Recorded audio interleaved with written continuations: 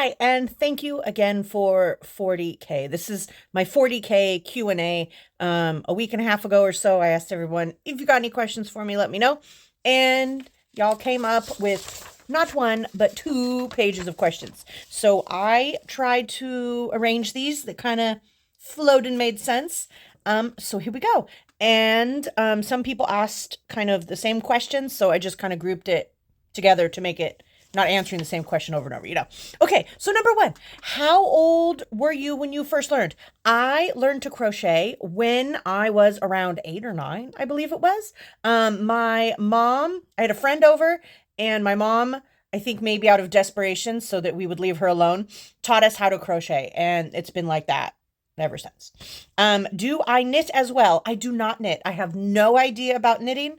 I know it takes needles. I know there's something called purling, and I know there's something called cast on and off. Couldn't tell you what any of it means. No idea how to knit, and I, at this moment, am not interested in learning.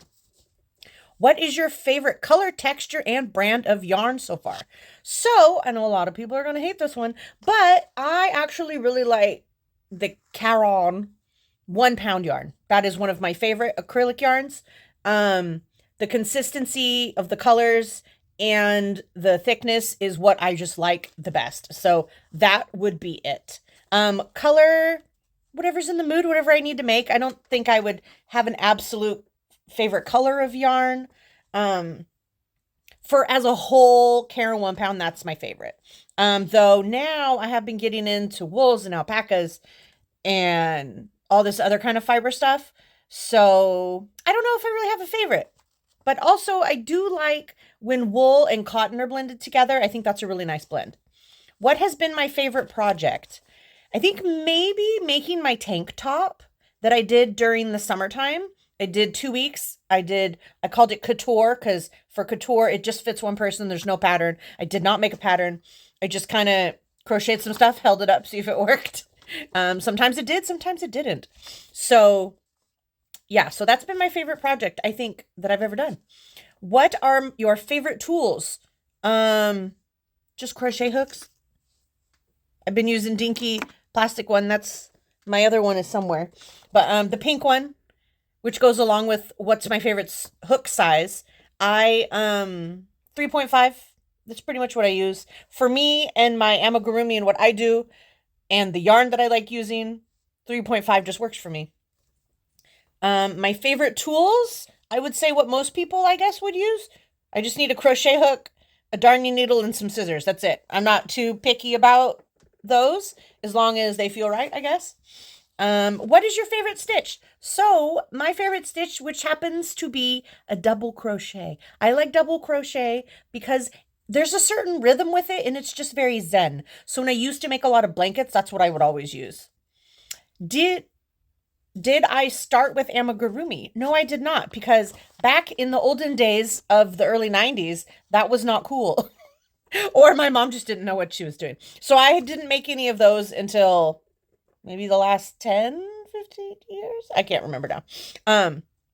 My mom made me start with making a chain, and then when that looked good enough to her, then I was taught how to go back and forth. So anything that was like square or rectangle, I was a pro at. And then eventually, I think someone else taught me how to go in a circle. And then everything was circle area rugs, and I figured out how to do beanies like that. How did you get into making amigurumi?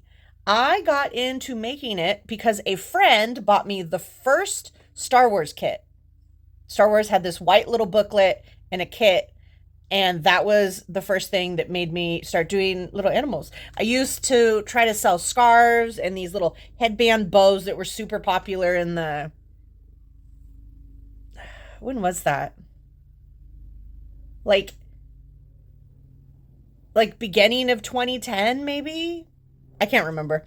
But anyways, I did things like that, and then it was so popular to do like the hooded ear animal eared hoods, and I tried those, but like they weren't really selling. So I put on my table, I was like, well, I don't know if I'm allowed to sell these or not, but I put some of the Star Wars things on the table, and people grab those. They grab them, and I was like, you know what? I'm not going to waste my time making all this other stuff that takes hours and hours, and people don't want to buy it at a huge discount. So we're just doing that. And then it kind of morphed into, and then I used a lot of stuff from Pinterest when Pinterest was super cool. Um, a lot of people had free patterns on there, so I used those. Do you cut the yarn after each color change? It depends what I'm making, but a lot of the stuff, a lot of the amigurumi stuff, I just kind of carry it. I don't like, what is it called? I don't like how it looks when you carry one color under another color when you're going. Because for me, I can always see it through it, and I don't like that. So I will either just carry it like on the inside, or I do cut and then tie off. It's on the inside. Who cares? Do you do granny squares? I don't really. This is the only time in my life I had ever made granny squares. I was gonna make this huge blanket for our couch, and this is how far I got. But I think I'm gonna take this apart and do something else with it, because this has been like this size. It's not even a lap blanket. It's too thin for a lap blanket. It's been that size for maybe 4 or 5 years. So I think it's time to turn it into something else. So if you have granny square questions, I would not ask me. I don't make them. I don't know. How much time a day do you spend crocheting? A lot. I don't really time it. Some days are obviously have a lot more than others. However, I would say that at least 4 to 8. Probably. That's a safe guess. I'm always doing something. We are a family that loves to watch Netflix and chill. So there's that stuff. I mean, and I don't like just sitting here, so I like to make stuff. So yeah. Usually I'd say probably 6 to 8 hours, I would think. But sometimes 4. Sometimes I do 3 stitches and then that's it. Are there ever any days when you don't feel like crocheting? Yeah, of course there is. I mean, we don't always want to do everything. Sometimes I do other stuff. Usually though, more often than not, I'll get in something. I can't just sit here and do nothing. How did you become so fast without looking? I think just practice. I kind of feel the stitches when I'm looking away. It's usually when I'm not doing, like if it's rows and rows of single stitches, that's when I'm not looking, because I don't know. For me, it's just hard to mess up. So if you want to do that, I think just practice, try looking up, try feeling. You got to slow way down, because you can't just do things right off the bat, you know. Do you have advice for preventing mistakes? No, because I think you should make mistakes. People, it's hard if you never make mistakes. I don't know how people learn. So I think making mistakes is the best way to learn. I think you should. You should make more mistakes so you know more of what you do like and what you don't like. Do you follow patterns first? Oh, did you follow patterns first and then switch to your own designs, or have you always designed your own? So like I said earlier, I started with free patterns that I saw. And then I got to a point where I kind of realized that it's all the same thing. Most amigurumi is single increases and decreases. And it's just a different order that they're put in to make different shapes. So once I learned a basic circle, it was easy to make a circle be more like an oval or like a tube, or make it skinnier, make it bigger. So that's just kind of how my brain worked. So I don't usually use patterns unless it's something that I just don't have time to figure out myself. I have a huge joy in trying to just look at something, or someone say, hey, can you make that? And I'm like, show me a couple pictures. And then it's really fun to try to use the skills I have to try to figure it out. So I like that. But when I am rushed and I don't have any motivation or anything, sometimes I'll use a pattern, but not usually. Have you ever imagined a design in your head that you couldn't get it to come out right? All the time. Oh. Sorry. All the time. That happens all the time. Big instance that I remember is when Beetlejuice was so cool. I saw a friend of mine made a shrunken head, and I was like, that is a really fun idea. But when I tried it, it looked really racist. So I put it right in the garbage. The idea was there, but execution not. And I try not to think about it, but that was definitely a big mistake. What's the best thing you've ever crocheted, and how long did it? Oh, biggest. I can actually show you that. It's up there right now, but this is the biggest thing I have ever made, and it took a long time.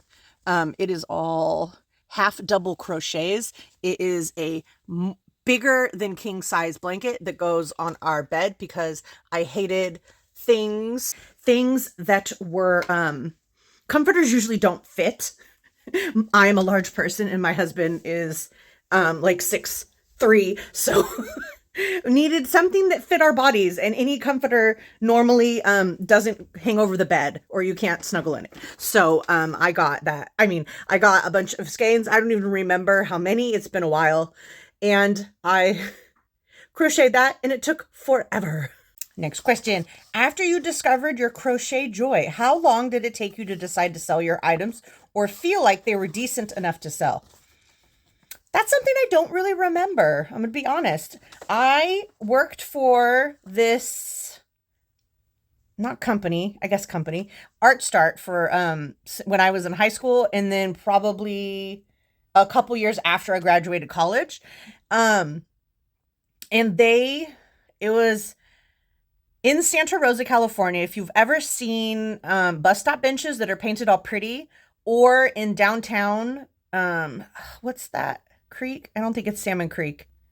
Some sort of creek. There's a huge mosaic of a fish jumping out of the concrete. So I work for that place where artists, real artists in the community, mentored the youth, mostly high schoolers, to how to execute like community art projects, basically. So kids got paid to make art for the city.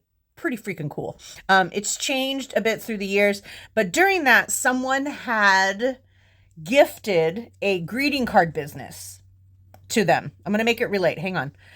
Gifted them a greeting card business, but it didn't quite fit in with how Art Start was operating at all. So as someone who had been there a long time, I think they were like, here, Felicity, you can have this and all of these supplies and everything to do it. Just give us, a cut of what you make. So my experience with markets started with that. There were some that this lady had always done. So we took down, information and made the cards just how she did. They were like this origami type folded card that were very beautiful. Used all different kinds of papers and wrapping papers and tissue paper, and they're very cool. So I did that for a little bit, and then I don't remember how I switched over to do my like crochet stuff. I really don't. But it did start, like I said earlier, I was doing scarves and headbands and like wearable kind of things, and they just weren't hitting until I had Star Wars guys on my table. So that's as much as I can remember there. I hope that's good enough to answer you. When making projects that might require getting a large amount of yarn, where is your go-to place to get your yarn? I used to just go to Joann's. I don't really do a lot of projects that take a lot of yarn. A lot of my crochet guys are, not so big. So I don't need to have tons and tons of huge amounts of yarn at all. But, Joann's was my number one. Now that I've tried Premier Yarns, I might, if I need a quantity, I might be using them, I think. But I just go to your local, whatever. If you had to make one thing the rest of your life, what would it be? I'm probably going to say the octopus. I love making the octopuses, octopi, however you're supposed to say it. There's something I can zone out now while I do them because I've done them for so long. And so many of them. And who doesn't like a twisty dangle? They're just so fun. If you could do only one type of crochet, what would it be? Mosaic, amigurumi, etc. I think you know the answer. It's amigurumi. How do you connect super bulky yarn? I'm not the person to ask about super bulky because I don't really use it. Yeah, I just don't use it. I connect my yarns on the insides of my project. Sometimes I tie them, sometimes I don't. I don't really know how to answer that one. What type of crochet items are your most favorite to make that you never tire of? The octopus. Anything that's a cat. I love making the kitty cats. Yeah, I think that's it. What motivates you to keep going when you're tired and sore? One word, money.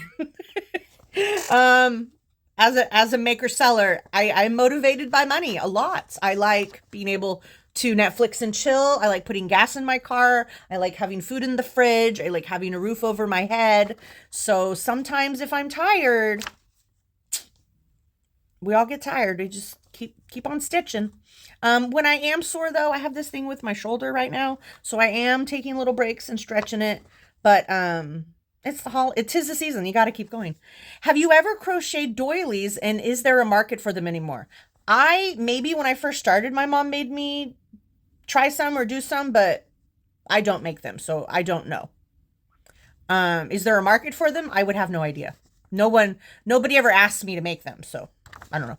What inspired you to learn to spin your own yarn? Very fun story.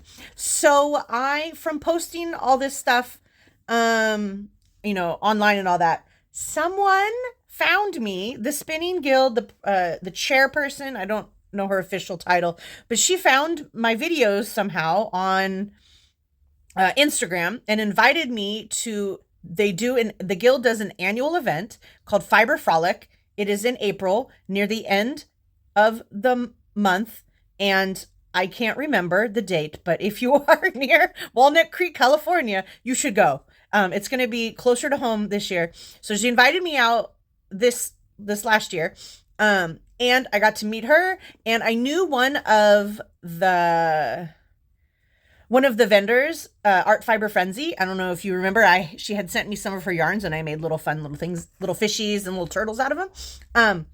She was going to be there, so I was like, okay, at least I know somebody. So I went and hung out and talked to her, and then talked to other people that were there. And then she's like, the chairperson of the guild was like, you should come to one of our meetings. The first meeting's always free, and if you like it, you can join. And I was like, okay, well, we'll see what it's about. And it turns out it's not very far from my house. So I was like, okay, I guess I gotta go. And wonderful person gifted me a spindle and some fiber to start, and they taught me how and said I picked it up really fast, which I think I did. I mean, I still have it. I'm probably never going to use it, but this is the first thing I ever spun. It's very lumpy and it's really fun.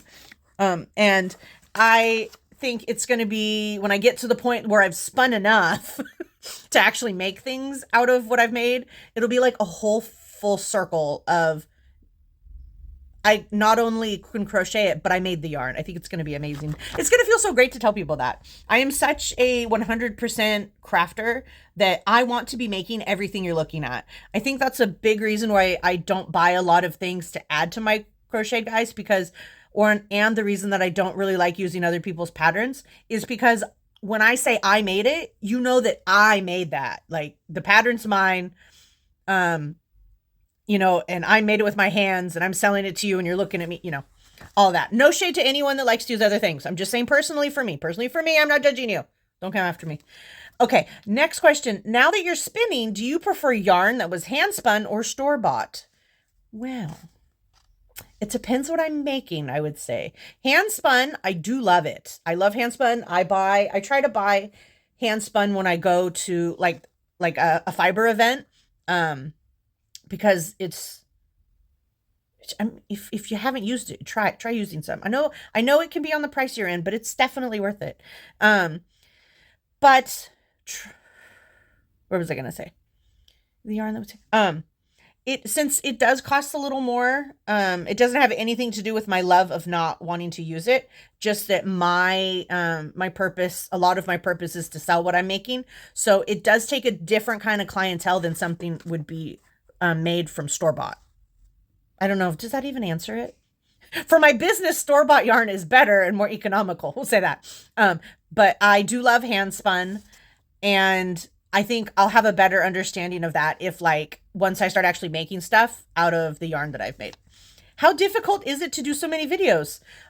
It can be difficult. I personally, especially when it's my funny stuff, I like to be alone. I don't like my husband here. I don't want to be interrupted. I want to just be weird and goofy all by myself and then edit the things out, So at the moment, I'm not alone a lot. So it depends the weave, the ebb and flow of that.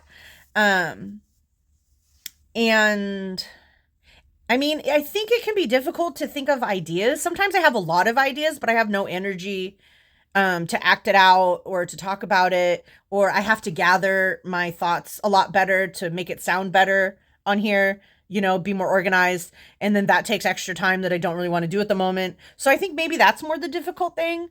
Um, I've tried to work my videos out to where they're easier for me to edit. And if I'm doing characters, I kind of do, like I'll film all of one person at one time. And then I don't know if that makes sense, but, but it can definitely be difficult, if you don't have the time, I guess.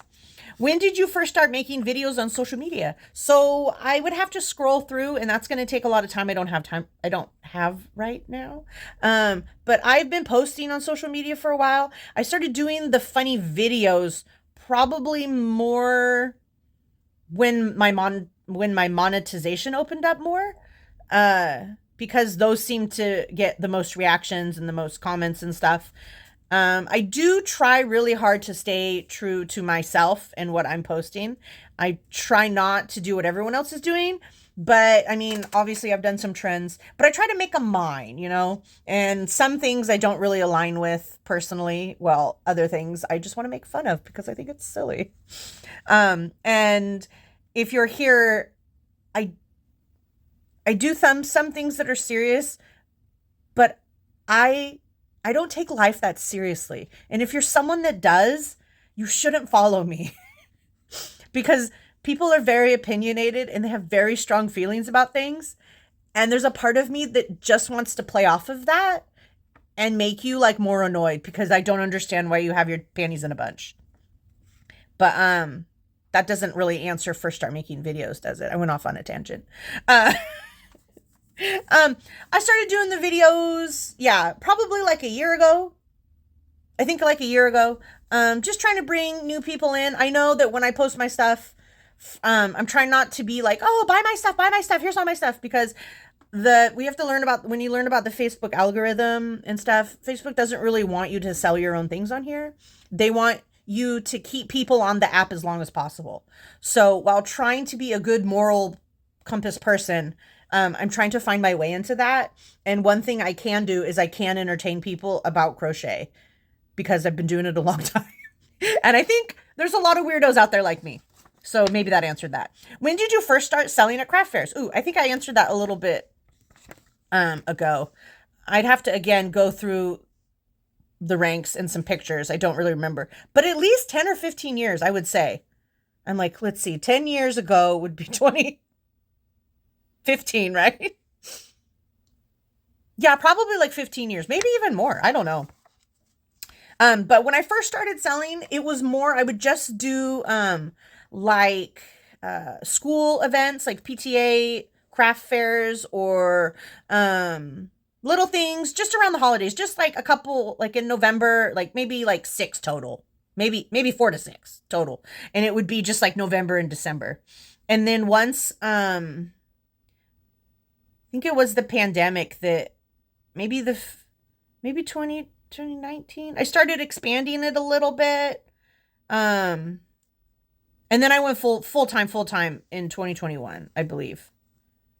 When the world was shut down, I said, "Hey, husband, I have a crazy idea. Let's see if this works." And I mean, 4 years later, I'm still here. So I guess it's working. How do you stay organized and prep for your events? And how do you stay organized post each event? Oh my goodness. I pretend that I'm organized. Sometimes I make lists. It depends on the event. If I have a lot of stuff that's sold, then I'm going to need to make some stuff. So I do usually make some kind of list, whether it's on like Post-its that I stick on my wall or this shelf that I have here, or like a physical list like this that I can check stuff off of. That's how I try to stay organized to prep. I am not a smart person, and I do not have all my inventory like in my Square account like most people do, because there's things that go to one store, there's things that go to another store, there's things that people on here would like to buy, there's things that events that people want to buy, there's things that I'm holding for people till Tuesday when their check comes in. So it's things everywhere. So I basically just go through my bins, which I can show you if you hadn't seen that before. I go through them and just see about what I have. I kind of know by now, like what's going to fill up a table. And that's the goal, is to fill up a table, a 6-foot table.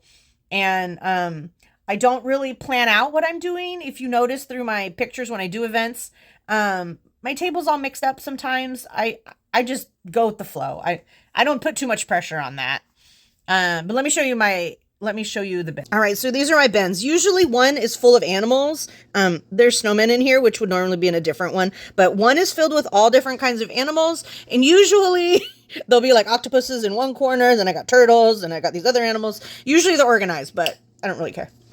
Then the second one has all the things that I've made out of more like natural yarns or my fancy yarn. I call it fancy specialty yarn. And then that doesn't fill up a whole bucket, so I have some displays in there. And then down here, which is hard to see, I usually have one bin that is just full of dolls. But at the end of my events, I just kind of toss everything together. So that's why it looks like that. It's not organized right now. And then I have a bag that is just for my event stuff that I don't take anything out of. And the bag has like fans in it and water that I keep in there and some snacks and some lady products. And then in there I have a smaller bag that has like pens, tape, anything. And then my book that I keep track of all the sales in. So, I mean, that part's a little organized. But usually that's what I do. And then and then I just toss things. When I'm done at an event, I want to go home. I'm tired, probably. I've peopled too much and it's time to go home. So I just toss everything in my bins. What advice would you give someone who is thinking of doing something similar to what you do to make it big? I don't know. I'm like most people. I'm just cooking spaghetti and throwing it at the wall, hoping that it sticks. The best thing that I've seen and my best advice is always go ask Google first. I know people like to ask a person, but I do what works for me. And I go against a lot of things that people say that you should do because number one, I'm stubborn. And number two, I just don't care. I don't care. There's tons of accounts out there on YouTube, on Instagram, on Facebook that talk about how to get yourself viral and how to put yourself out there and all the business stuff. And I highly recommend listening to those people if you're interested in making it big. Because I am not a business professional. I am not a social media professional. I just do what I like. I pick up some tips. I see if they work. Sometimes they do, sometimes they don't. I think it's all a big guessing game to begin with. Everything is a gamble in my eyes. So just do what you want to do. And people like authenticity as well. Do you have a TikTok page? I do not have a TikTok page. You can find me on Facebook, Instagram, and YouTube, which is pretty much posting the same exact thing in all places. How do you figure out pricing when selling your items? I hate talking about pricing because my thing is always do what works for you. There is no standard to pricing creative works of art. There is no standard at all. It is not minimum wage. It is not something you make per hour. It is not anything. So I always say, do what works for you. I know what my finances need. You know what your financial needs are. Okay. But personally, how I price my items, I do an hourly wage plus materials plus difficulty. That's what I do. Is it going to work for you? I have no idea. But if you want to find something that works for you, I highly suggest, again, Google is your friend. Go to Google, type in, how do I price my crochet? And it's going to list a bunch of ways. There are people who make content all about this. So I suggest finding one of them because it is not me. What was one thing you made that was the biggest seller? Ooh. You know what? It changes all the time. I don't know. I remember one time when I was first doing the amigurumi stuff, I was making the Pokeballs and the kids were literally buying them as I was making them. Like I had to tell them, come back in 10 minutes. And they would come back and be like, where is it? So, I mean, that was one time, but that was a long time ago. It really changes. I try to guess. Sometimes they do real good at this one. And then I make a bunch. And then for like 4 events straight, nobody wants any. Again, a gamble. What advice would you give to people new to the business side? I would say to do your own research. Do your own research and find out what works for you and be yourself and don't let people tell you what you have to and don't have to do. That's what I say you have to do. Don't listen to other people. Seriously though, advice. Have fun. I think have fun. Make what you like. Believe in what you're making. Believe that your prices are fair to you. and just go for it. That's what I say, go for it. Okay, and then there were some questions that were not crochet related. Are you married? Yes, I am. I got married in 2017 in a rose garden, on Earth Day. That's one of my cute things. And there were roses on my dress. And I had a flower, not tiara, it was like not a crown, it was like a flower headband thing. Do you have children? 0 children, never going to have children. Do you have any pets? Unfortunately, no. We really, really wish we could have a cat, but we live in an apartment building that does not allow pets, even though someone up in that corner has 2 cats that they let run around. And other people have dogs. But we're not a pet-friendly apartment. If you won the lottery, what is the first thing you would buy? You know what? It depends how much the lottery is, because $1 million can't get you very much these days. What would I buy? I just got a car not that fairly recently, so I'm good on car. I mean, it depends how much it is. I'd like to not live in this apartment anymore. That'd be great.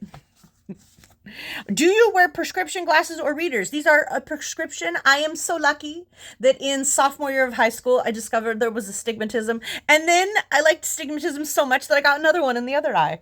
My eyes aren't like super bad, but I can't read street signs. I can't read the TV that's across everything's blurry. Everything's blurry. I just keep them on all the time because it's easier than taking them on and off. I can't see far away. Sophomore year of high school, I told my mom that the board was hard to see, and I didn't know what road signs were until after I passed them, and she told me to sit closer to the board. So, glasses wear ever since sophomore year of high school. And everyone always asks, these are from Pair Eyewear. If you want to try them, I have a code, and I could earn free stuff. So let me send it to you. If you want to try it. What career did you have before this? Oh, that's a fun one. I used to be, before the pandemic, a preschool teacher. I worked with children for a long time. After I did that whole Art Start thing for quite a many years, I moved into working in recreation programs, like through the YMCA. I think I worked with them for 5 or 6 years. I can't remember. I ran one of their sites for a couple years. I think 2 or 3 years, I ran a summer camp that was super fun. I think one of my most favorite jobs I ever had was running the summer camp, because we were at the main Y, as we always called it, in Santa Rosa. And we had this huge, it was a basketball court gated off. So people had to walk in and walk all the way around, to drop off their kids. But we would see everyone coming and be like, good morning. And everyone's like, oh my God, how much coffee did you have? And I'm like, 0. So that probably was the most fun. And we got to go on fun field trips and all of that. So then that transitioned into running an after school program. When I moved out to Contra Costa County, I worked for this place that was not so great. Now that I was there a whole year, and it was not very fun at all.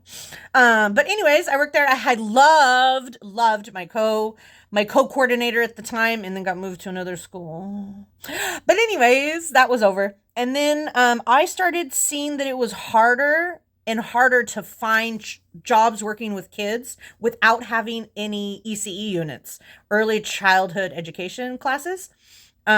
So when I got there was another school site that I went to after that whole thing, and I ended up getting a job at being a yard duty during the day at an elementary school, while in the afternoon I was at a different elementary school doing after school program stuff, which is so fun to get to hang out with kids and do almost anything. Love that. And then I ended up working at that school while still doing. Yeah. So then I was like a kind of like an aide, a recreation staff, something like that. But I, went in classrooms if someone needed to be taken to the office. I helped in the cafeteria. I helped with watching kids on the yard. I helped if a teacher needed to run to the restroom. I stood in the class for a few minutes. Basically anything that was needed. I did that. And then while I was doing that, I started taking ECE units at the local junior college, and I got 1 certificate, but I have tons of units. I just never wanted to spend my time being observed to have the master teacher certificate, but I have everything except one class to do that. Maybe sometime I'll go back and do that, but I didn't. So then, because I got units, then I started working at this preschool, which one of the best coworkers I've ever had. Shout out to Michelle. Loved working with her. That place also kind of, but loved the people I worked with for the most part. Everywhere has their thing, right? But I taught pre-K, so the kids before they go to kindergarten. Most of them were 4 and they turned 5 in our room, which was such a fun age. I think that might be my most fun age ever to work with, because their minds are just ready to learn. They're just ready to learn. And it's like, let me teach you all the things. I was there, I think 6 years. And then my husband ended up having a non-traumatic spine injury and having to learn to walk again. That's a whole nother story time. So I ended up quitting because going to and from there could take 30 to 45 minutes. And if anything happened, I didn't want to be too far away. So I worked with this other place that was, if I take back roads, it was like 10 minutes away from my house, which was awesome. So I was just kind of like a sub there. And then that place led me to this other place where I worked not even a year. I don't think I made it a year because the pandemic happened. And then I got really involved with crocheting for stress, which I've crocheted this whole time. But yeah, and then I ended up doing it full time now. And it's been, like I said earlier, 4 years. And last question. I've talked for so long. Thanks for sitting with me. What did you aspire to do most when you were growing up? When I grew up, I wanted to be a teacher. I went to school to be a art teacher. I went up to Humboldt State University, which is now Cal Poly Humboldt. All my schools have changed. The only thing that hasn't changed is my elementary school. So if Guerneville School Elementary goes under or changes their names, my whole existence is wiped away, okay? Because my high school is also not there anymore. Well, I mean, it's physically there, but the school didn't have enough people. So El Molino High School in Forestville is like used for other stuff. All the kids go to our rival high school in Forestville. In Sebastopol. Annalee High School. But anyways, that was a small tangent. But I wanted to be a teacher my whole life. And then I fell in love with art. And so I was like, okay, then I'll be an art teacher. But I guess I kind of mostly got to do it because after going back with the EC units, I got to be a preschool teacher, which I really loved. And I do miss the kids, if you were thinking that. I do miss hanging out with kids every day. But now we're here. So if you made it this far, thank you so much. And as always, I appreciate that you're here. Thank you for putting up with my shenanigans. Sometimes they're funny, sometimes they're not. But you're along for the ride. And I appreciate that. And I appreciate you. And I hope you have a good one. Until the next time.